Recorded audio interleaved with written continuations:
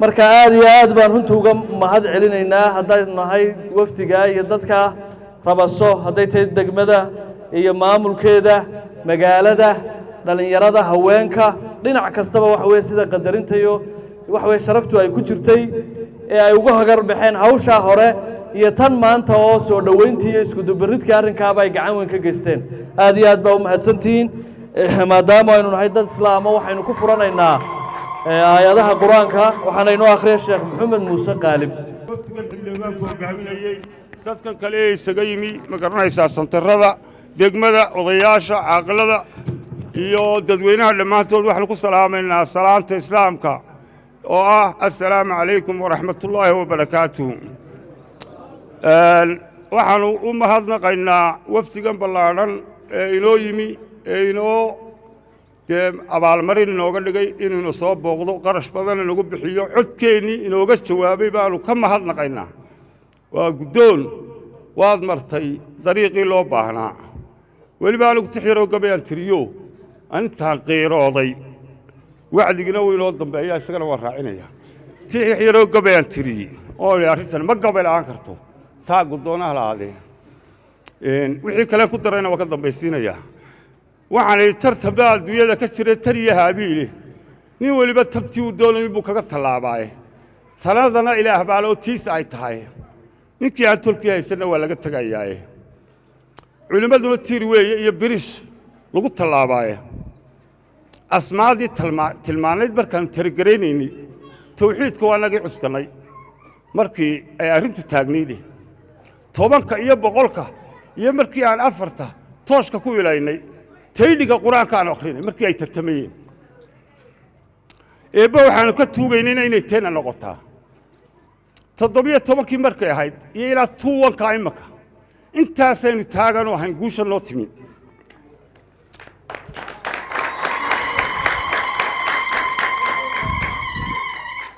imakana tilmaam baa bixinoo waxbaa laydin tusaalayn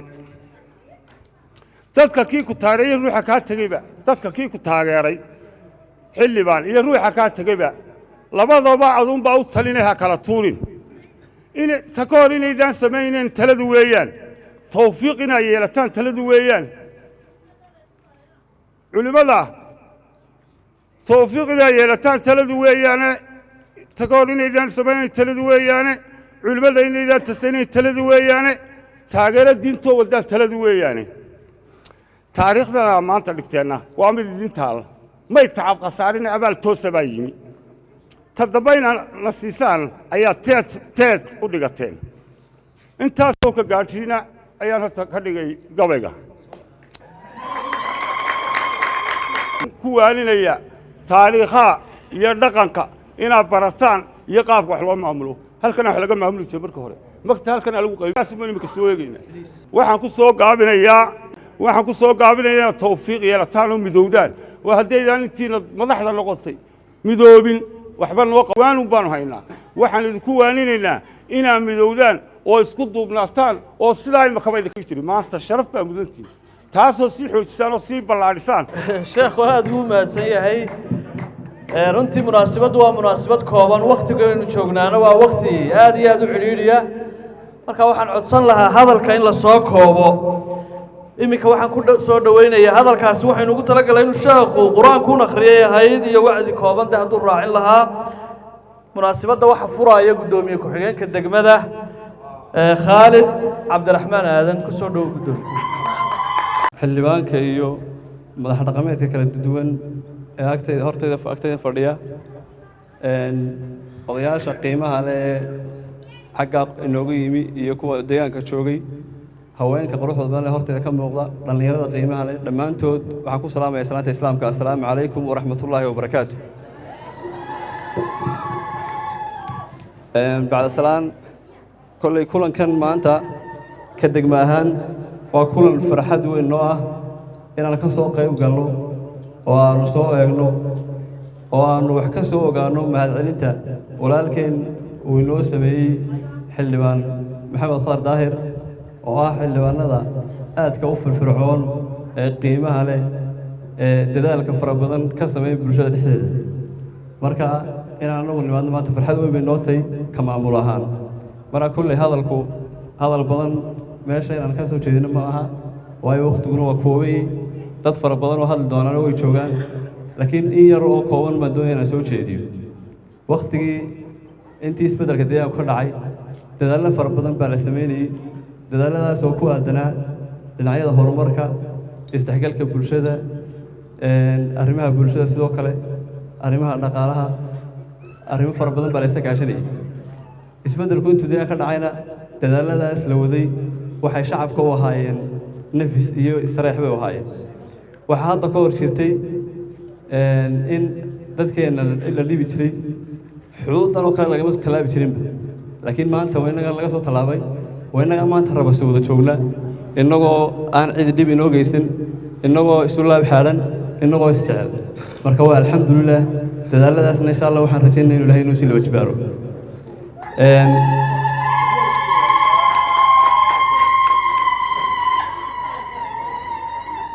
kolley sidaa oo xildhibaanku yidhi dadkaagii ugu mahad celi meel kastoo ay joogaanna gaadh horta waxaa laga yaabaa in ay yidhahdaan war xaggaasaa haddii somaliland bay heday waxay mahad celintan raba soo gaadhay laakiin xildhibaanka laftiisu waa dee nin reer rabasada weeyaan hamoodin in maaragtay meel kale baa ku maqan yahay xaafadoodu waxay ahaan jirtay shacabkaasi ahaan jirtay kolley dadka aniga waaweynu si fiican bay isu garanayaan marka isaga laftiisu waa nin dadkiisii dhex jooga weeyaan marka aad iyo aad baan u soo dhawaynaynaa mahad celinta dadkaagii ugu mahad celisay muddadii koobneeda joogtayna annana waa kuu mahad celinaa baan leenahay aduu mahad celin badan tumi laakiin annaga laftayda kuu mahad celinay waad mahadsantay waad mahadsantay waad mahadsantay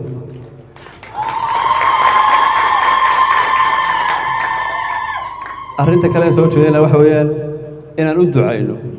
oo howlaha iyo ducada oo aan u ducayno oo aan garab istaagno oo aan ugu ducayno ilaahay shaqooyinka u fududeeyo shaqooyinku haya waa shaqooyin aad u fara badan weeyaan marka somaliland laga hadlayo siyaasad ahaan iyo xadaarad ahaanba kolley firfircoonida iyo qaabka ay u dhisan yihiin waa arrin aan aad uga mahad celinayno deegaan soomaali ahaanna aad baa la isugu xidhayo dee waad aragtay sida wada shaqaynta fiican iyo heerka la marayo markaas ilaahay ha la fududeeyo wuxuu ku jiraa 82 xildhibaan ee somaliland oo dhan matalaya waa 82 xubnood oo keliya somaliland oo dhan wuu matalaya marka taa waxaad garanaysaa culayska mas-uuliyadda saaran marka culayska in alla u fududeeyo dhammaanteen aan wada ducayno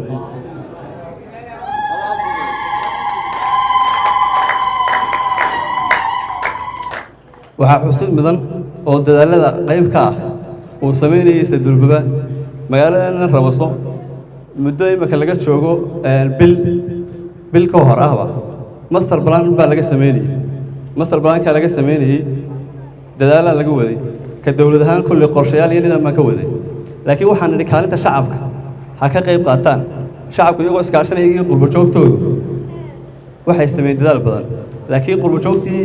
dhaqaalihii faraha badnaa ee rabase lagu bixinayay qaybta ka bixinaysay qaybta weliba u tunkoola bixinaysay xildhibaan maxamed khadar buu ahaa waxaana soo gaadhay inuu $1,000 ku deeqay isugu bixiyey keligii marka waxaan leenahay hambaliyo insha allah waxaan ka rajaynaynaa dadaallo fara badan dadku waa dad walaalaa horumarkana waa loo warsameeyey horumar kastana waa la soo dhawaynayaa insha allah dhammaanteen horumarka aan ku dhiiranaano aan iska rab istaagno aan isku xidhnaano waxaa sidoo kale xusid mudan oo iyana meesha fadhiya oo dadaal fara badan sameeyey oo mar kastana ka shaqeeya madax dhaqameedyada kala duwan cuqaasha kala duwan ee horteena fadhida cuqaasha waa cuqaashaydii weeyaan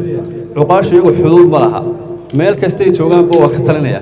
meel kastay joogaanba xaaladaha waa ka furaya marka cuqaasha iyaga laftooda waanu mahad celinayna inay dadaalka intaa leeg ay sameeyaan inay inoo yimaadaan inay waxyaabaha dhiirigelinta iyo mahad celinta iyo ducadaba nagala qayb qaataan marka madax dhaqameedyada kala duwanna waxaan leenahay halkiina ku maamuusantihiin waana laydin mahad celinaynaa dadaalka aan la taaban karin ee aad shacabkiina ka wadaan siina la wajibaana leen insha allah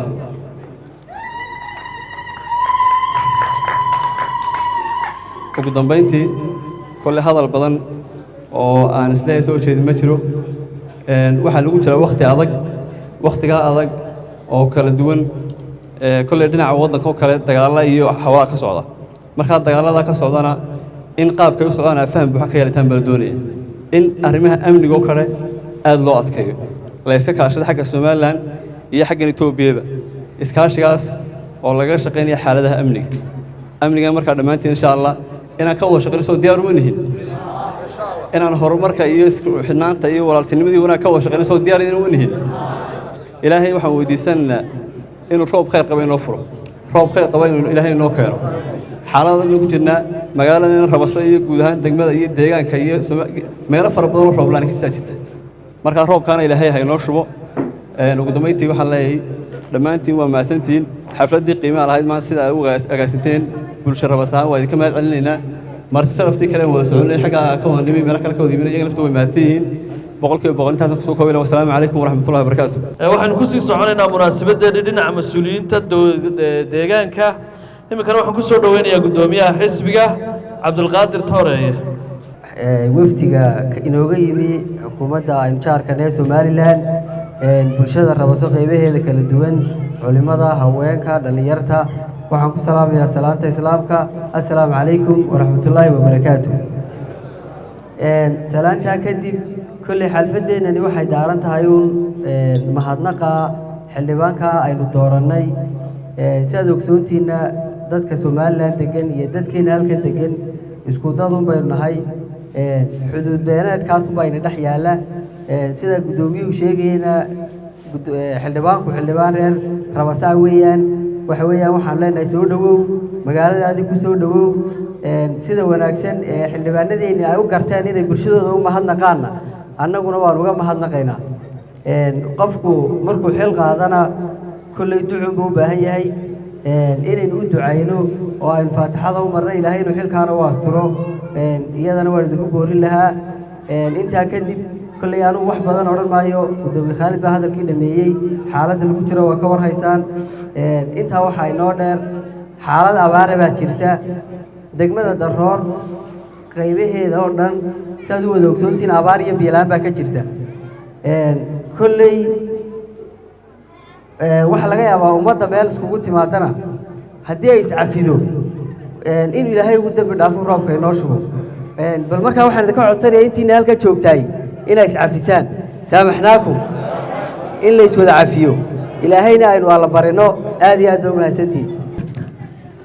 gudoomiyuhu munaasabadeena runtii sidaa la sheegay mahadnaqaasay ku asaasan tahay marka waxaan iminkana kelmad siinayaa wafdigii ka yimi xagga Soomaaliland oo la socday xildhibaanka Chief Caaqil Cabdirasaaq Maxamed Askar baan siinayaa kelmadda الحمد لله رب العالمين الصلاة والسلام على أشرف المرسلين سيدنا محمد وعلى آله وصحبه وسلم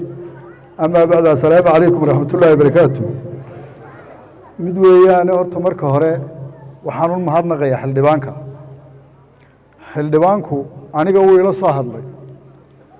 wuxuu igu yiri caaqil aniga gaashaanbuuro qori ima dooran Rabaso bahadhamal iyo reer Cabdi iyo gaashaanbuuriba way doorteen way la noqon weyday inaan kaligay gaashaanbuurun inaan casuumo waxaan doonayaa in bahadhamal iyo reer Cabdi bay raacaan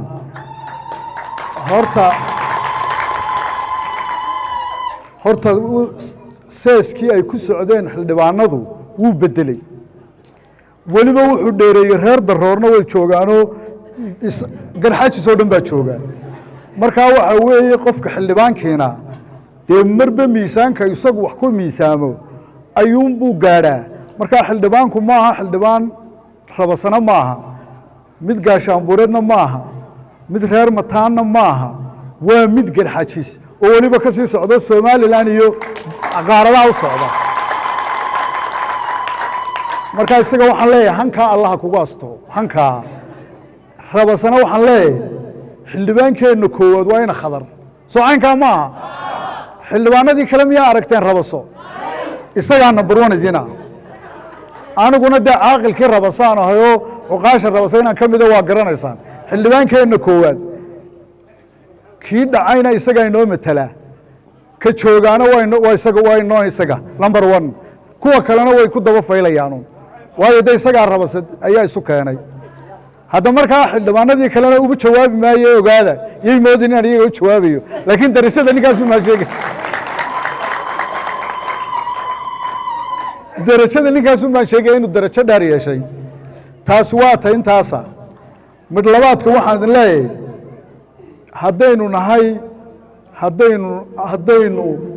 haddaynu nahay warniyo hadalkaasi waa igu yar adagiye haddaynu nahay nimanka garxajis la yidhaha garxajis dowladnimadii somalilan in badan baynu ka maqnay waxaan leeyahay doorkaa waxaynu isku dayeynaa inaynu nin garxajisa meel saarno ninkii meel kala tagow anigu raggii ninkaa madaxweynaha imika jooga doortaan ahaa maalintu meesha fuulay baa igu dambeysay waxaan idhi nin garxajis soon saare mooyaane siyaasadda ka bixi maayo dumarka waxaan leeyahay ninka inaga baydhaa maanta waa inaynu isugu tagno waa inaanay gabadhu soo hayn ninkiisu hadduu meel kala qabto meesha garxajis ku tashada ninka ka leexdaa hablo waa soo haynina waxaan ugu furteen aryaan ugu furay taana ya taana waxaan leeyahay taana baalkii ma u shaqaynaya taana waxaan leeyahay adoo mid kulmiyaaba meesha ku dhex jira taana waxaan leeyahay saasaynu isku ogaanaynaa mid kalena waan idin farayaa abaari way jirtaa waxaanan maqlay nimankii aanu jaarka ahayne ogaadeen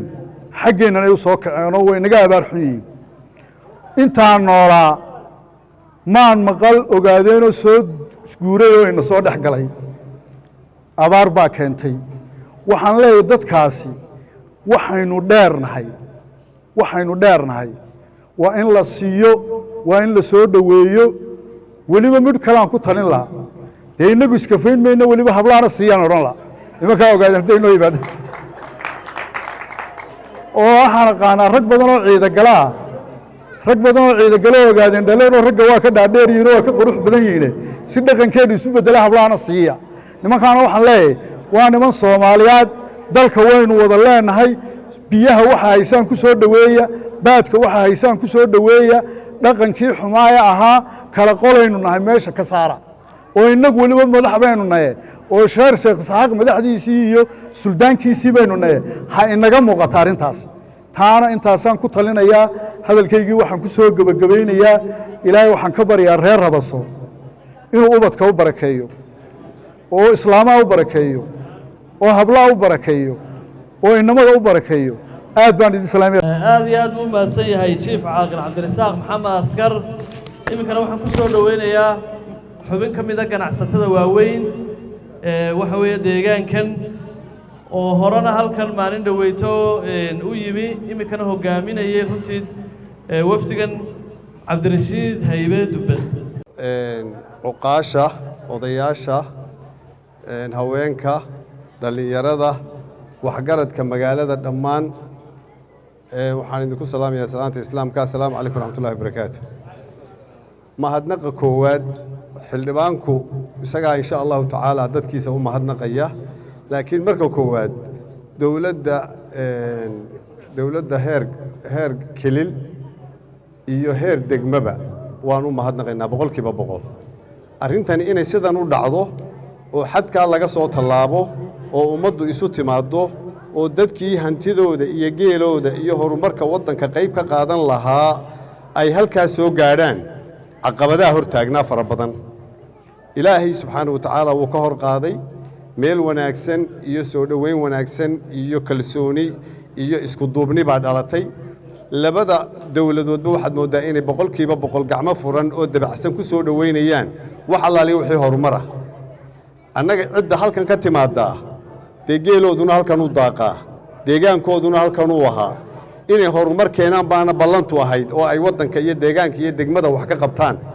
haddii caqabad lagu noqdoo laga hor joogsadana dee dhibaato fara badan bay la kulmayaan haddii la soo daayana horumar badan baa la qabanayaa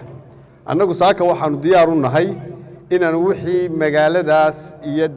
degmada Rabaso la yidhaahdo Daroor iyo agagaarkeeda wixii horumar ee laga qabanayo inaanu boqolkiiba 100 hiil iyo hoobays la hortaagno inaanu dhinaca amniga xagga yagaa wixii dhibaato aanu u aragna inay kaga imanayaan inaanu 100% difaac iyo gaashaan uga noqonno oo aanu wax alaaliyo waxaan awoodi karnaba isla garab taagno inaanu wixii horumara ee la qabanayana inaanu qaybta koowaad ka qaadanaa baanu diyaar u nahay dhismayaalba halkan laga dhagax dhigay annagu dhinacayagii weli halkii bay taagan yihiin wixii aanu ballan qaadnay waxaa naga ballana inaanu fulinno haddii alla ka dhigo waxaan u malaynayaa waanu isweydiinay mar walba waanu isweydiinaa shalay markaanu soo anbabaxaynayna waanu isweydiinay waar meesha ballan baynu qaadnay ballanteennii halkaynu dhignay halkaanu ka bilaabi lahayn iyo halkaanu ka qaadi lahaynna meel fiican baanu isla dhignay diyaarna waanu u nahay inaanu deegaankaas ereyadaa weliba guud ahaan annagoon kala gurin sidaa xildhibaankii hargeysa ka soo baxay uu ugu fikirayo ilaa daroor iyo ka shishe iyo ilaa koone deegaankaas degmadaasi xukunto in xil layska saaro ayaa naga go'aan inaanu xil iska saarno annagoon kala qoqobin ee isu ururinayno doonayna inay wax wada qabsadaan ilaahayna la wada baryo inuu abaarta inaga jebiyo wixii la wada qabsanayana si sharaf leh loo wada qabsado oo laga ilaaliyo kala qoqobkiiyo kala kaxaynta dadka intaasaanu 100% diyaar u nahay waxaanu dadka aad iyo aad ugu mahadnaqaynaa reer Rabaso waxyaalaha ay kaga duwan yihiin baa jira meelo badan oo muuqata waxa magaalooyin badan dheertiin dumarka horta midka ogaada dumarka in badan waxa dheertiin magaalooyin fara badan oo aad moodo inay askari yihiin oo ay heegan yihiin oo ay garab iyo gaashaan yihiin laakiin marka la isu yimaado meesha la yimaado waxaad moodaa wixii dheefa meesha yimaada inay qaad iyo hilib ku dhamaadaan oo xagga dumarka baan dib loo eegin war dumarka inoo dhaqaaleeya halkaynu ka noolahay waa dumarka gaar inoogu dhaqaaleeya 100% oo u mahadnaqaynaa rag iyo dumarna rag jabsan oo karaamo leh oo martisoorka yaqaana oo sharaf leh baan idin aragnaa inay tihiin wixii dambe ee horumar iyo waxtarana ciidamaydi dhaafi mayso waxaan ka baqanaa degmadii dhameydaan ku sii soconayba inaan naga qabsataan iska kaayo hortaagtaan laakiin taana way idin la tartami doontaa idinku horumarka dhinaciina isku kalsoonida iyo isku duubnaanta wada annana way iskiin garab taagayna insha Allah wassalaamu calaykum waraxmatullaahi wabarakaatu dawlad deegaanka Soomaalida ee Itoobiya ee xilligan xaaladda dalka uu guud ahaan ku jiro iyo madaxda maanta ka talisa ee wadanka dalkani sidoo shalay ahaayay sidoo maanta yahay waxa u dhaxeeya different weyn shalayto waxa jirtay inaanay dad iyo guud ahaanba Soomaalidu meel ay joogto Mustafa iyo xukuumaddiisa iyo waxay ku guuleystaan inay cagaha u taagaan dal xor ah oo dimuqraadiya waxaan ku soo dhaweynayaa iminkana Chief Caaqil Cabdiwali oo isaguna ka mid ah cuqaasha waaweyn ee deegaankan halkan aynu joogno ilaa iyo meel fog meel walba ku soo dhaw Chief bismillaahir rahmaanir rahiim iyo degmada daroor iyo waftiga ka yimid Soomaaliland uu hogaaminayo xildhibaan Maxamed Khadar intaba wax garadka mudaniye marwaba waxaan ku salaamayaa salaanta islaamka assalaamu calaykum wa rahmatullaahi wa barakaatuh salaan kadib mahad ilaahay baa leh Allah nimcada badanina siiyayna koobi kareen ba mahad alxamdulilaahi rabbil caalamiin mahad labaad waxaan u naqaynaa mahad labaad leh degmadan dadka jooga ee siday u soo diyaar garoobeen ee quruxda badan ee wanaagii ka muuqdo dawladdan qiimaha badan ee nabadgelyada imika la isugu yimi iyadu lahayd taladeeda dhammaan waanu u mahadnaqaynaa waana qiimaynaynaa waxaan intaa kaga tegayaa 3 qodob baan ka hadli doonaa anigu meesha waxaynu isugu nimid soo duca maaha horta ducadaynu isugu nimid Soomaalilandna lagu qaybin maayo diintana lagu qaybin maayo dalkana lagu qaybin maayo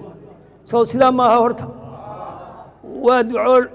diintana lagu ilaalinayo dalkana lagu ilaalinayo dadkana lagu ilaalinayo weeye ilaahay haynagu anfaco nabadeedana Allah hayna siiyo inta kolkaan ka gudbo Maxamed Khadar haddii ay la doortay oo dalkan laga doortay labada dawladoodba dalkii doortay hadduu u soo mahadnaqay uu yidhi waan u abaal celinayaa soo kamayna guddooman horta waxaan leeyahay isagana horta ha loo duceeyo taas waxaan leeyahay waa ku mahadsan yeedo xildhibaan abaal gudo oo wixii loo galay ka mahadnaqa soo ugu horreyn isagu oo idin soo mara iyadu isagu qiimaheedu leeyahay weliba ciidagalana maaha garxaajisna maaha waa xildhibaan qaran xildhibaan qara weeye intaba xildhibaannimadiisu way ka sarraysaa taas waxaan leeyahay allah ku xiltaro allah ku xiltaro intaa kolkaan ka gudbo waxaan leeyahay waxaan u mahadnaqaynaa anigu laba qodob baan ku soo gebagabaynayaa mid degmadan baan leeyahay oo dadkan isku yimid baan kula talinayaa midna dowladdaan leeyahay dowladdan imika aynu joogno annagu madax dhaqameedka iyagu dee Soomaaliland tallaabi jirin berigii horta iyadoo dalka iyagu iyo dadkuba halkan ay yihiin haddana dowladdii hore Soomaaliland tallaabi jirin dalkuna isumu furayn dadkuna isumu furayn la iskuma dhex jirin dadkaa la isdhexgeliyey iyo dadkaa la isu furay iyo nabadgelyada dhalatay dowladda waan ugu mahadnaqaynaa horta waana ku qiimeynaynaa waana ku garab taaganay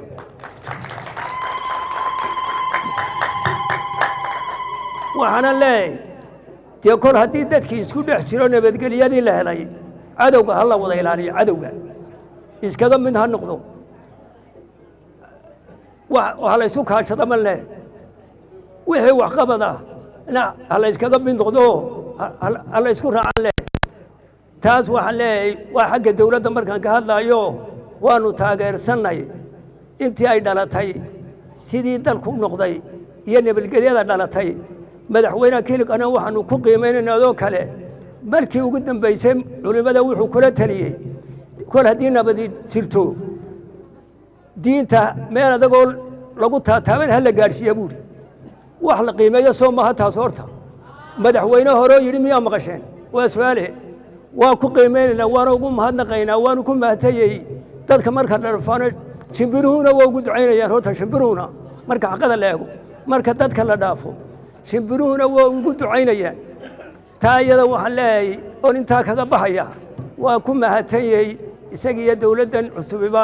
waana ku qiimaynaynaa waanaanu garab taagannahay xagga dowladda intaasaan kaga baxaya shicibkana waxaan leeyahay markaynu innagana laga hadlaayo waxaa jirta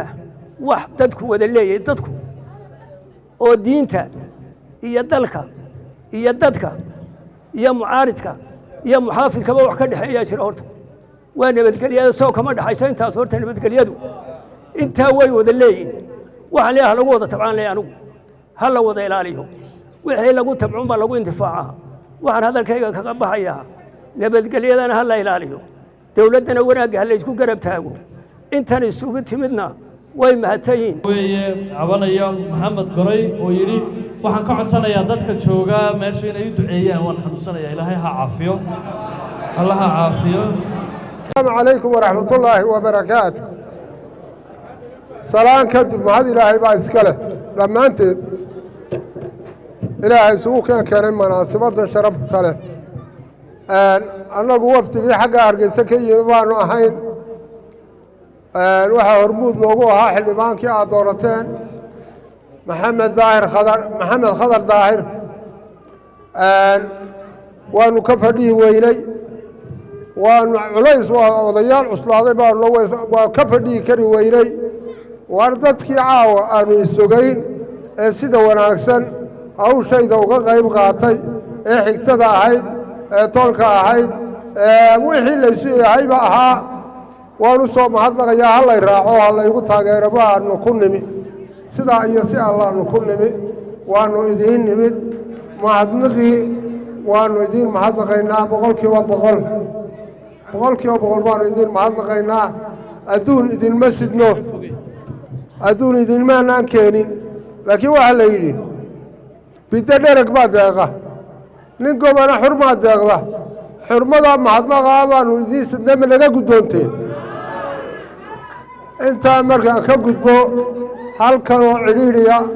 oo dad ka wada dhashay markay isu socdaan hargeysa iyo halkan cidhiidhiyabaa intiinani joogteen oo aanay wakti fog ba ahayn maanta cidhiidhi ma aha cidhiidhiga ha laga ilaaliyo macnaha waxa weeyaan wax xumeeya oo dawladu ka xanaaqaan oo dhibaato keeno xuduudkii iyo caawa socodkii lagu xidho midhkaa ha la yska ilaaliyo waa maqlaysaan midhkaa inaga ilaaliya aad iyo aad uga feejignaada intaa waxaan ku darayaa dee daraja ayaa dheeraada buu leeyahay waxaan ku darayaa uun abaaraa la joogaa ilaahay madar khayr laha inoo shugo amuurahoo dhan ilaah caawo xasiliya ee kala dejiya ee raxmaddiisa ku kala dejiya ilaahay siduu baryanaayo raxmad khayr leh oon duufaan iyo danab iyo daabax qaado lahayn oo barakaloo caamo soo degdegta allah inoo shugo mid lagu intifaaca allah inoo shugo mid nabadgelyo allah inoo shugo mid barako allah inoo shugo intan iyo intii dhashayna allah cafiyo khaatimadeennana khayr allah ku khatimo oo ka yimi degmada odayaashii cuqaasha ka mida deegaanka daroor bismillah salaamaya iyo xildhibaan khadar xildhibaan maxamed khadar anagu waxaanu ka soconnaa degmada oo waftiga saan ii sheegnay halkan xildhibaan maxamed khadar oo ah xildhibaan qaran oon qoysna ahayn reerna lagu tilmaami karin oran karin waa qarxaajisoo quri u joogaa waa xildhibaan ka culus haddii la reereeyo la yidhahdo waa qarxaajis waa wax la soo koobay laakiin waa ka sareeya waxaa odhanayaa ha loo daayo xagga sare ta labaad qof kasta oo la doortaa wuxuu ka tagaa dariiq buu ka tagaa dariiqa uu ka tago oo wixii hore ugu ballan qaaday ayuunbaa laga sugaa xildhibaanka si aan maqlayno oo annagana ku ognahay intii laga sugayey uu ka soo baxay waanu ku yimid abaalgudkii uu hore u bixiyey iyo tu dambaba aad iyo aad baan ugu soo dhaweynaya xildhibaanka xildhibaanada dambena waxaanu jecel lahay sidaa uu xildhibaanku waxtar iyo maamuus iyo mahadnaqba ugu soo celiyey kuwa kale inay u soo celin doonaan iyagana waanu ka rajaynaynaa halkanna kolley degaankanna kolley dee waa degaan iminka abaar baa iminka arkaysaan si ay tahay ducana way u baahan tahay in loo duceeyo ilaahayna roob khayr qaba inuu naga siiyo midda labaad aan ku darsanaya waxa weeyaan meel walba dee meesheedunbaa dee laga hadlaa halkani waa Rabaso waa magaalo weyn oo dee guuna laftigeedu oo waxtarna u baahan dee degaameen badanna u baahan meel kasta oo la taagan yahayna waxay u baahan tahay saas oo kale degaameen bay u baahan tahay marka cid kasta oo dee degaanada wax ka qabanaysana dee waanu ku soo dhaweynaynaa waxaan leenahay dee ku soo dhawaada dadkiina iyo dalkiinaba intaba waa leenahay waxaan kaga baxayaa hadal badan uma soo kicin xildhibaan maxamed khadar aad iyo aad baan kugu soo dhaweynaynaa waana ku hambalyanaynaa sida fiican aad noogu timid wasalaamu calaykum waraxmatullahi wabarakaatu xildhibaanku dee inkastuu xildhibaan qaran yahay oo xilka uu hayaa uu qaran yahay oo loo dhaariyey haddana dee dhul buu matalaayo dad ma jirto waxaan isleeyahay magaca ballaadhan halkan ilaa iyo cirigaabada uu ku matalo waxa wax dhibaatay kuma jaweynayaa garaad mustafe maxamed cumar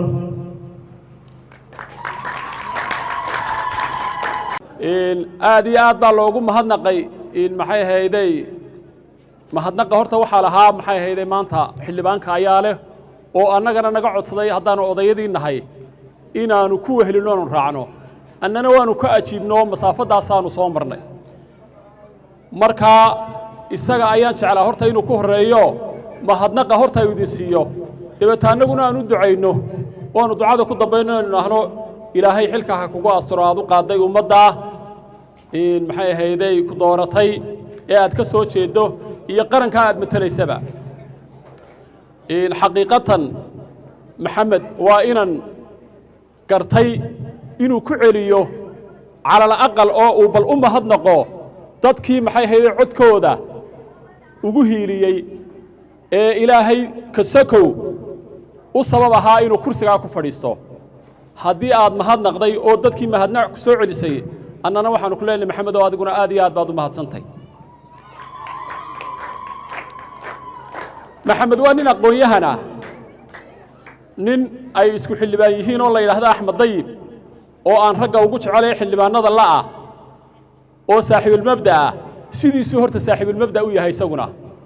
maxamed aqoonta kale uu yaqaanaa waxaan leeyahay sidaa axmed dayibna saaxiibkaana diinta aad u baro intaasunbaa imaka oo aad xoojiso ayuunbaa barakadii iyo ducadii kaaga hadhee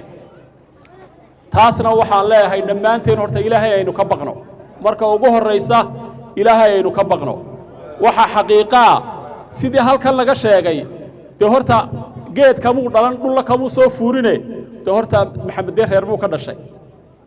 reerkaa haddii lagu tilmaamo la ballaadhiyo la yidhaahdo garxajis iyo kadibna la yidhaahdo qarankii maxayday Somaliland kadibna la yidhaahdo de maxayday kilalkii maxayday Soomaaliyeed dee waa la ballaariyay baan qabaa Maxamed soo maaha markaa dhibi ma jirteen meel cid kama soo fuurin in walba reer buu ka dhashay inta uu yahay Allah ku barakeeyo waynu ducaynaynaa Allah ku asturo xilka waxa kale oo aan aad iyo aad ugu mahadnaqayaa Maxamed Dhabeeye ayaa aad ugu duceeyay in dawladda deegaanka Soomaalida Ilaahay uu tiir adag oo is haysta oo nabdoon oo barwaaqa Ilaahay ka dhigo khalkhalka iyo khilaafkana Allah ka ilaaliyo idinkuna waa in la shaqeeysan dawladdiina waxa hubaala ragii ugu horeeyay halka maxay ahayd maalintii isbeddelku dhacay ka hambaleeyay dawladdaanu ahayn deemabaanaan iman jirin oo sababtaan u hambaliyeynay taas ay ahayd reer Rabaso waa taan udiin nimid ee intaanu lacagta soo ururnay aynu geelasha ku qallay waxa kaloo jirtay oo aan halkan ka yara xusaya sideedaba barigii dhawaytole dawaynagan ilaa munaasabada waxay joognaa uu ku soo baxay xildhibaankeenna imaka maanta ilaa salaad walba waqtigeeda la tugadaaye Maxamed Khadar uu ku soo baxay barigii doorashadii hore 3 nin oo garxajisa sharaxnaa aniga ninka Cabdirasaaq la yiraahdaa waxaanu raacnay inantii baanu dhisnay ilaahayna wuu nagu guulayo Rashiid iyo qoladoodii way dhacday way dhulkay iyo nimanka halka ka soo jeeda kol haddii aan markii hore inantii dhisnoon inankii ridnay doorkan maanta garaad ahaan inankii baan dhisaya ilaa markii hore inanka ka hiiliye inankii garxajis ayaan dhisaya adiguna maxay ahayd Maxamed Khadarow taageero badan baad ku haysataa dalka iyo dadkan be tigaadiyada hilaacde reerka ku qoobada ku hor joogire halkii hilaacde garxajis ku raaco reerka u fasax wabillahi tawfiiq assalamu alaykum warahmatullahi wabarakatuh halka waxaan ka salaamaya dadka sharafta leh isku yimi madashan aynu fadhino madaxa dhaqameedada mas'uuliyiinta iyo xildhibaanka halkan dadka sharafka leh isugu keenay ayaan salaamaya waxaan ku salaamaya assalamu alaykum warahmatullahi wabarakatuh kulli waqti way iska yar ciriiriyo hadal badan imaka ma sii jiro waxaan si laba kelmadood yar baan ka hadli laayo mid waa xildhibaanka ballan buu qaaday oo ballankii uu qaaday horta uu fuliyay waxa la ballanka uu qaaday saa uu fuliyay asna ilaahay kiisa ha fudaydiyo muraad kulleeyayna ilaahay midaan macsiran ilaahay nooga dhigo dhamaanteen nin hore oo saa intuu ballan u qaaday dadkiisina albaabka ka xidho mooyo nin furo waa kii horeeyay ilaahay khayr hana waafajiyaan leeyahay waxa kale aan ku yar dari lahaa xildhibaanadu way badayin dee intay nooga soo baxday Somaliland laakiin sidoo sheegay Cabdirasaaq dee waa ninkii u horeeyay xumaani kuma jirtee wax walba hoggaanbeelin hoggaanimaysa loo aqoonsanaada intaan ku yar dari lahaa waxaan leeyahay sidaa sharafka iyo karaamada leh dadkii aad u timi ballanka aad u qaaday aad ugu soo dhaweey aad ugu timi annaguna xildhibaan mar labaad iyo mar saddexaad iyo mar afraad waanu kugu soo dhaweynaa ku soo dhawo baanu ku leenahay ilaahayna xilka isku ka garab istaago soo dhawo baanu ku leenahay ilaahay waanu ducaan ku rajaynaynaa assalaamu alaykum oo mudan oo inay meesha ka hadlaan u qalmay ayaanay suuro galeyn oday Axmed Aadan baan ku soo dhaweynayaa runtii السلام عليكم ورحمة الله وبركاته حلبان كان إنه وكبت ما تجيبي وكبت أنا أقول حنوران لها حلبان يينان كم عابنه أن سلطان كم عون باران لها بيش أن كتشوكسن حلبانكم وأنا الحفيظ قالوا قطعة لكن سلطانكم مركو سلطان عدالة هاي تواني سكلا صاحر قلا wuxuu ila eegyahay in la soo hargalaa nin la soo hargalaa buu noqday suldaan la soo hargalaa buu noqday anigu xildhibaan Maxamed ku oran maayo meel sare uu soo gaarsiiyay meel sare la gaarsiiyo kuwa kale dambeeyana hadday doonaan ku daydeen haddii kana halkooda dambe hoosaa iska fadhiyeen halkooda hoosaa iska fadhiyeen de dhowr qodob oo yar yar baan soo taaban doonaa runtii waa gabaldhac xafladuna way weynta meel badan baa lagu kala socdaa qodobo yar baa soo taabanaya ninkii yiri beesha inoo soo hayaantay haddaanu reer darranahay waanu shirnay waxaanu gaarsiinay geelba geel in lala furaa wax kale loo qabana garan mayno in geelba geel lala furaa baanu gaarsiinay oo labada geelkiisii joogay ka imika yimi ay isku ceel iyo isku xiriir isku carran noqdaan intaasaanu gaarsiinay kaasi waa kaa ka kale waxaanu gaadhsiinay dee waa la soo hayaama adhigiina way keeneen iyagoo baabuur ku sida dumarradaannu ballamina naadiraco maydha oo biyuha idinka dhexeeyeen oo haddii ay baydikada leeyahay wax walba tusa idinku oo tuulaha labayba laba isu soo raac labada haweenyowna saasaanu nidhi taasi waa xaggii degmada wixii laga gaadhiyo beeraha abaartu inayso abaarta shalaytaanu roobdoontii u fadhinay maanaan fadhiisan ilaa bacadkii ilaahay waxaanu ka baryaynaa isaga koonka leh inuu mid dhaqsoo ballaaran oo lagu kala nodayna siiya inta halkan timi ee soo dhoweysay xildhibaanka soo dhoweysay ee ina intaa soo guuro geysay aad bay u mahadsan yihin ha laysku daydaan leeya wanaagga ha layskaga daydo wanaag badan badan badan badan oo cidina koobi karin baa halkan ka muuqday ragga soo dhoofay ee xildhibaanka waday ee cuqaasha leh ee taliyayaasha leh ee beelaha leh aad baan ugu mahadnaqaynaa warba kuwa dambana sidaa ku dhaha waxaa kaloo jira halkan horumarka dadku markuu isku xidhmaabu horumar leeyahy ee markuu kale maqan yahay horumar ma leh horumarku aan iskaga xidhno waxaan ku soo gebagabaynayaa kol haddii arrintu dhowday in yaroo ducaa baan ku soo gebagabaynaya abdow bismi illaahi waraxmaani wabiraxiimi daa'ima alixsaani fi alxamdu lilaahi qadima alawaliin alaakhiri albaaqi bila taxaawulin famaa salaatu wasalaamu sarmada calaa nabiyi maaqid waaxida wasaxbihi waaalihi wamin tabiic سبيل الدين الحق غير المفتضع من بعد الفضل بالمجهوب معروفا بواجب لله 20 آسفا فالله موجود القديم الباقي مخالفه للخلق بالإطلاق وقائم قليل واحد وحي قادر مريد عالم بكل شيء صفاته سبعة تنضم حياة العلم كلام استمر رحمة الله ينسو التشيو رحمة الله ينسو التشيو أبار بين هاي الله ينقض الغاضو الله ينقض الغاضو حل ديبان كان كره الله هيرو كره الله هيرو midina deeqa ha noqdo midaynu inaguna raalli baynu kana allah ka yeelo waxaan kelmad kooban siinayaa oday xaad ibraahim quulle oo kelmad kooban aan doonayaa inuu yidhaahdo ku soo dhowow aad baan u salaamayaa xildhibaankana aad baan u salaamayaa ilaahay ha kaa nabadgeliyo kuwii dadka qafaalan jiray ee xildhibaanadii hore qafaashay ee meelaha kale ku daray ilaahay ha kaa nabadgeliyo horta kuwa anugu kuwaasaan kaaga ducaynaya ilaahay horta kuwa ha kaa nabadgeliyo waxaan kaloo aan aad iyo aad kugu mahadnaqayaa kol haddaad garatay meeshii lagaa soo doortay bal soo eeg taana aad iyo aad baan kugu mahadnaqayaa waxaanan kugula talinayaa waxaad la xidhiidhaa cidda dadka wuxuu qabanaysa iyaduna wax qabsanaysa la xidhiidh laakiin nin saaqiday oo beeshiiba ka saaqiday ninkaa iska ilaali wuu ku badan yahay somalilan reer rabasana waxaan leeyahay rabasow aad iyo aad baanu idinku mahadnaqaynaa sidaa noo soo dhoweysan iyo sidaanu idinku nimi haddaanu daroor ka nimi dumarka iyo ragga iyo ciddii meesha maraysay waxaase yeeshaan abaar bayna hayse horta ilaahay naga soo jebiyo ilaahay haynaga soo jebiyo saamaxnaakum waa bil istisaamaxa rag iyo dumar ba istisaamaxa roobdoon sameeya in ilaahay ina siiyo raxmaad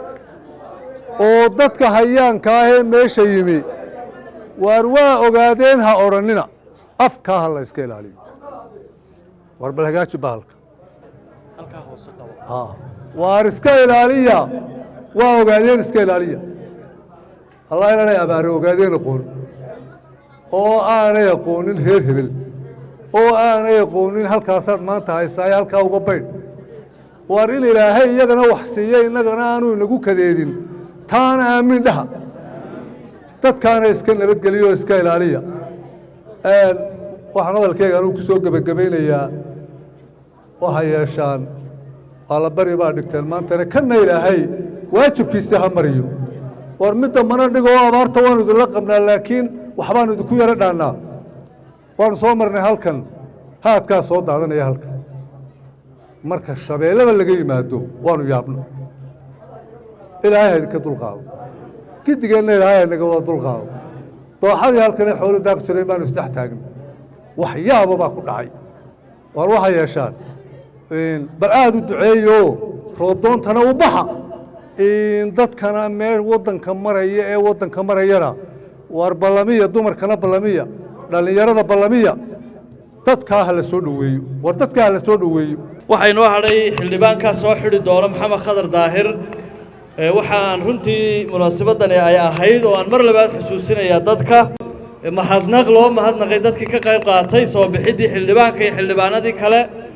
waxaan rajaynaynaa insha allah kuwa dambana inaad qayb weyn ka qaadan doontaan nidaamka deegaanka iyo ka somalilan iyo ka etoobiya doonto insha allah waxaan ku soo dhowaynayaa iminka jiif caaqil rashiid maxamed jaambir shacbiga santarka rabaso ama deegaanka rabaso ee maanta halkan isugu yimi mar saddexaad waxaan salaamayaa xildhibaan maxamed khadar daahir oo ka soo jeeda deegaamadan iyo deegaamada somalilan labadaba dadka ka soo jeeda ka mid ah isagana xafladdan ducada ee mahadnaqaya halkan uu yimi aad iyo aad baan ugu mahad celinayaa waan salaamayaa dad badan baa halkan ka hadlay taariikh badan bay ka warrameen duciye mahadnaqna way soo jeediyeen marka hore waxaan leeyahay ilaahay abaarta iyo roob la'aanta allah inaga dulqaado dadka deegaan ahaan abaarta aadhaantaan ee degmadan daroor ku soo hayaamayna waxaan idinku dardaarayaa inaad si wanaagsan u soo dhowaysaan oo idaan waxba kala hadhin baad iyo biyo midna aydaan kala hadhin intaa waa idinku dardaaraya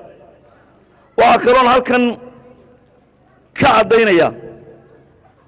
halkan aynu joognaa waa degmadii daroor gaar ahaan santarka rabaso deegaamada haddaanu nahay odayaashoodii iyo cuqaashoodii iyo madax dhaqameedkoodii iyo ningarboodkoodii labada deegaanba ka soo jeeday ee labada dhalashaba haystay ee labadaba cuqaasha u ahaa waxaannu halkan ka caddaynaynaa inaannu dowladda deegaanka soomaalida etoobiya ee uu hoggaamiye maxamed cumar inaannu taageersannahay insha allahu tacaalaa waxaannu ku taageersannahay oo aanaan oggolayn oo aannu ka soo hor jeednaa mar labaad mowqifka ay qaatay dowladda etoobiya inaan tigreegu dib u qabsan dalka etoobiya waa ka soo hor jeednaa dhibaatadii uu u geystay deegaanka soomaalida etoobiya gaar ahaan deegaankan iyo deegaamada soomaalida oo dhan iyo dhammaan soomaali oo dhan nin wal oo wax garanaya wuu og yahay waa ka dheragsan yahay marnaba waxaannu ka soo hor jeednaa oonu aaminsannahay oo mowqif ahaan dowladda deegaanka soomaalida ee mustafa hoggaamiye iyo ta dowladda dhexaba ku taageersannahay inaanaan aqbalayn oo aannu hiil iyo hooba la berber joogno inaan tigreegu dalka dib u qabsan dalka etoobiyana sidii mustafa maxamed cumar sheegay waxaannu ugu ducaynaynaa iyo kililka shanaadba inay midnimo iyo isku duubni iyo walaalnimo haddii ilaahay yidhaah ay ilaahay ku naaleeyo oo ku barakeeyaannu ducinaa intaasi waa ducadii iyo mowqifka deegaankana ay ka qabaan xaaladda dalka etoobiya mowqifkay deegaankana ka qabaan kaa weeye sidaasaannu taageersannahay mana aqbali doonno mana yeeli doonno insha allahu tacaala waxaa kalooyin aan insha allahu tacaala aan odaybaa halkan dabadeeda fadhiyaa kaftamay xildhibaanka wuxuu ku yidhi anuu xildhibaanba odhan maayo waa suldaan laakiin iyaru maan xasuusine waxbaa ka maqan xildhibaanku wuxuu ka soo jeedaa arda degmada daroor iyo degmada hargeysa labadaba deegaankan uu joogo gaar ahaan gaashaanbuur buu ka soo jeedaa waxaa ka dhiman gaashaanbuuru inay shirtay oy maxay ku shirtay in reer guuleedun suldaan u ahaado suldaan kale uma baahna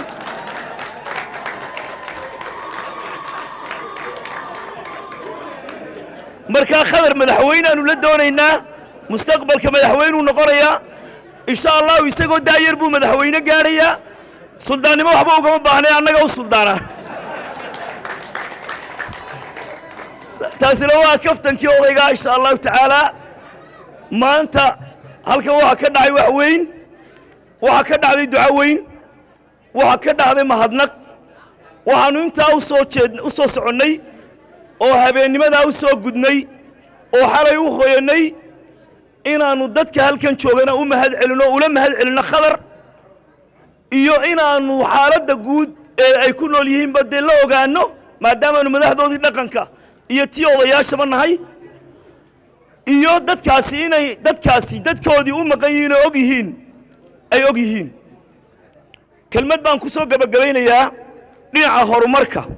ee deegaankan degmada Darhoor gaar ahaan santarkan Rabaso waxa uu xalayta ii sheegay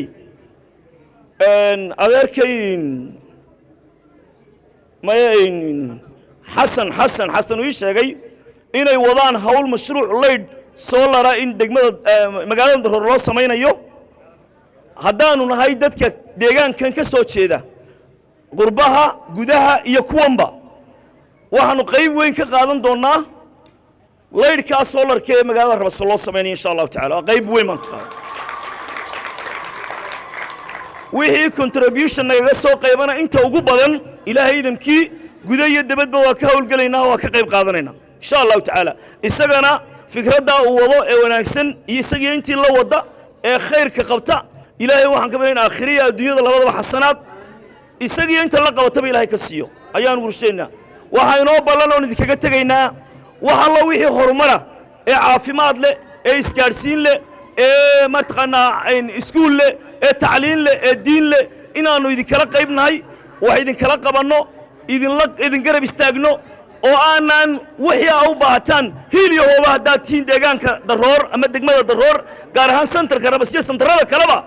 inaanu idinla barbar joognaanu idinku ballan qaadaynaa waqtigaa gaaban hadda waxaan ku soo dhaweyn doonaa insha Allah taala si uu inoogu soo gabagabeeyo kelmadiisii muhadnaq ahayd okay waayo maxamed baa igala wareegay markii hore moodaynu yidhi xildhibaan ku soo dhaweey maxamed baan ku wareejinayaa isaga inoo sii wadi doona insha Allah taala socdaal hore oo ay ku yimaadeen mas'uuliyiin ka socota degmada Darhoor iyo gobolkaba iyo dad qurba joog iyo ganacsato iyo dadka deegaankana ku yimi meelo kale gurigii martida ay ka mid ahaayeen dadkii deegaankuna waxay marti qaadeen inay sameeyaan hool iyo solarka urashidimka sheegay marka waxaan runtii aan doonayaa in intaan ku yara ladhown agabka noocaas aniga ayaa ballan qaadayo maxamed xuseen solarka ama iyada ha noqoto ama leydhka ha noqoto ama jiinka ha noqotee iyo hoolkiibana annaga dhinaca iyaga wixii aanu ballan qaadnay guddina waanu u samaynay hawsheediina waa la wadaa oo ay ka mid yihiin waxa weeye cuqaasha iyo garaadka iyo rashiid cabdirashiid haybe iyo oo maalintii horena goobjoog ahaa iyadana waanu wadnaa dee ballantaa waanu ka soo baxaynaa insha Allah haddii alla yidhaa idinkana waxaa laydinka rabaa inaad dhinaciina dadaashaan iminkana waxaan ku soo dhaweynayaa xildhibaanka maxamed khadar daahir الرحيم وبه نستعين على أمور الدنيا والدين السلام عليكم ورحمة الله عقاشة مدح رقميتك وحقرتك الدقمدن ضرور وحقرتك الدقمدن سنترك ربصو وفتقي بلارنا odayaasha mugga miisaanka lahaa ee ila socday haween weynaha degmadan oo lafdhabar u ah runtii shaqooyinka aynu halkan ka qabanno saxaafadda dhalinyarada dhammaantiin waxaan idinku salaamayaa salaanta islaamka marka intaa laga gudbo dee sidaa ka warqabtaan innaga ballan baa inoo taallay ballanteennaasi ballanaad u kala hadheen may ahayn waxay ahayd ballanaad ku midaysnaydeen ballanaad u soo wada jeedeen ballanaad ku wada seexateen bay ahayd markay sidaa tahay waxaanu nala noqotay kollayba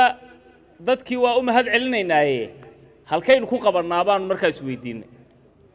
waxaa la yidhi Rabaso meel ka mudan oo lagu qabanayaa ma jirto taasaana horta la isla raacayo taasaanaanu ku nimi waxaa jiray degmooyin kale oo faamilka aan ka soo jeedaa ay degan yihiin degmooyinka iyo santarro degmooyinkaas iyo santarradaaba waanu ka yara faramuroojinno waxaanu nidhi jooga maanta waa laydinka mudan yahe iyaguna way nugula qanceen oo way nugu caawiyeen oo saasaanay raalli ku yihiin waanay inala fadhiyaan dhammaantood meesha dhammaan ilaa karooska كام براله كام روبله إلا بلي إرجن إسكويسكا محل إلى هذا إلا هيجلدا ضد معاد لما أنتوا ذوي وضع فرديان دي هالكم وحكى أركيسان إنه لما أنتين إلا ضرر ليس جيمي waxa soo dhan loo galay ee sida loogu yimi waxa weeyaan yuhuntii dadka iyo dareenkii dadkaynu kor u soo qaadnay waxa laga qabay markii hore qofka musharaxa ah markuu ku soo maro inuu cod u raadinayo soo sidaa ma ahayn maanta cod raadin meynay waxaan wadnaa mahad celin baan wadnaa waxaan idin leenahay waana soo saarteen waa ku mahadsantiin 100%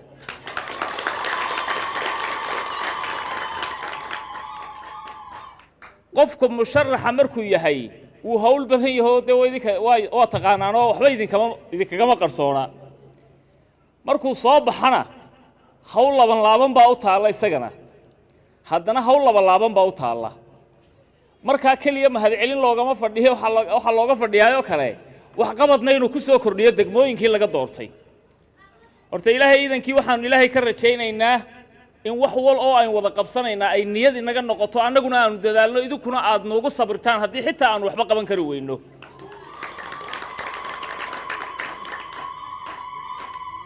waxa ka warqabtaan deegaankana ka soo jeedaan waa waddanka Itoobiya dawlad deegaanka Soomaalida Itoobiya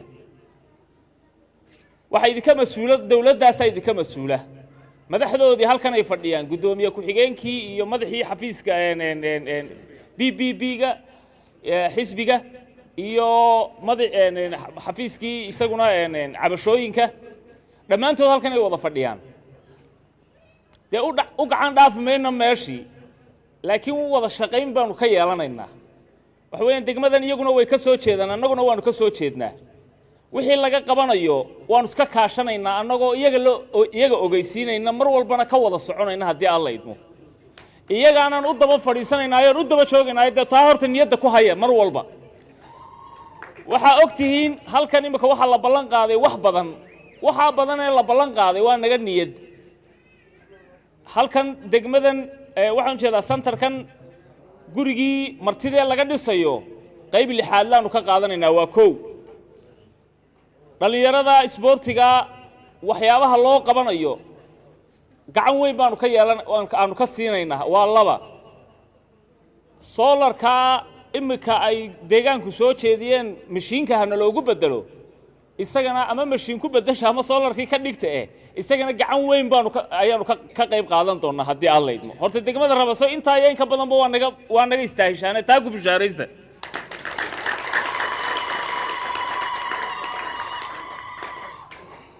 halkan waxayna la joogaa iyaduna odayaal culculus oo ka socda santarka maya santarka karooska ayaa inala jooga waxay sheegeen iyaga qudhoodu qolada dawladdu meeshii ay degi lahaayeen inaanay iyaga laftirkoodu lahayn taana annaga ballan qaadnayo annagoo daba fadhiisanayno oo daba soo ogeysiinayna maamulka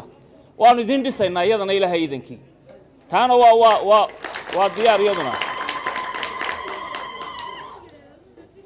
wararta markaan wax qabanayno dee degmooyinka waynu wada leenay ama xaggan joog ama xaggaa kala jooge meeshan imika sida la sheegay dee aniga xaafadayda halkan ay ku taallaa bartan bay ku taallaa dhammaantiin waa wada garanaysaan qaarkiina jaar baabatiin marka dee nina miyuu iga sheegan karayaa meeshan miyuu odhan karayaa waxay ninkan Somaliland ka yimaadeen meeshan soo yara marmaraya marka horta taasaynu iyada kaga baxaynaa waxa jirta magaalada la yiraahdo Iskoyska masaajidka laga dhisay male meel uu biyo ku shubto barkada maanta waan isla dhamaysanay iyaguna waan soo qaadanay iyadana waa deegaanka waxaanu doonaynaa inaanu dib ugu soo celinaanu ka qabanno haddii ilaahay nagu simo haddii niyadeennu ay wanaagsan tahay oo ay laabteennaasi isu nadiif tahay wax alliya waxay naga xumaanayaa miyay jirtaa niyadda aynu isu sii dayno laabta aynu iska jeclaanno degmadan santarkan la yidhaahdo ii sheegay Rabasana dadka wada degaa waa dadkii aniga codkooda igu soo saaray sidoo caaqilku ka dhawaajiyay marka ikala xigtaysan maysaan la socdo hoy ikala xigtaysan maysaan la socdo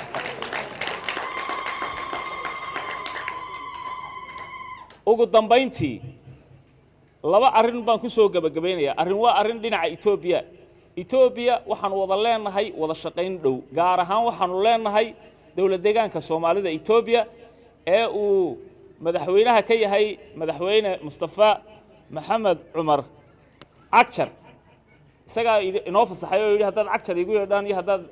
magaranaysaa waa fasax baa u tiin marka wada shaqaynta aynu leenahay waxa u horeysa inaynu ammaanka iska kaashano soo taamaha ammaankeena ma suganaa ammaankeena ma ku fara adeegnaa cid kastoo dhibaato inoola imanaysa ma iska qabanaa dawladdiinana sidaa kula shaqeeya annaguna sidaasaan kula shaqaynaynaa taasi hadday inoo hirgashana wax badan baa inoo wada qabsoomi karaya isu socodkeenu wuxuu fududayn doonaa inaanu xaggana wax ka qaban karno idinkuna xagga aad iman kartaan oo wax ka qaban kartaan taa halkaasaan kaga baxayaa dawladdiina ilaashada waxa ku soo duulayna dhinac baynu uga soo wada jeednaa hadda deegaanka tihiin iyo haddaan dhinacaan nahay iyada taa meel ku qorto haddii aan leedmo waxa kaloo aan ku dari lahaa garaad Mustafa waxay u soo turtuuray garaadka waxaan leenahay horta inaan mucaarad ahay soo moogid halka u daahda waxba si dhaafinay halka u daayo waxa kale aynu inagu ka heshiino meel wada fadhiisano haddii aan leedno خير بان الدين وجهي أرنتنا هالكاسين وجوجا بجبتها هاي هذا ما سنتين السلام عليكم ورحمة الله وبركاته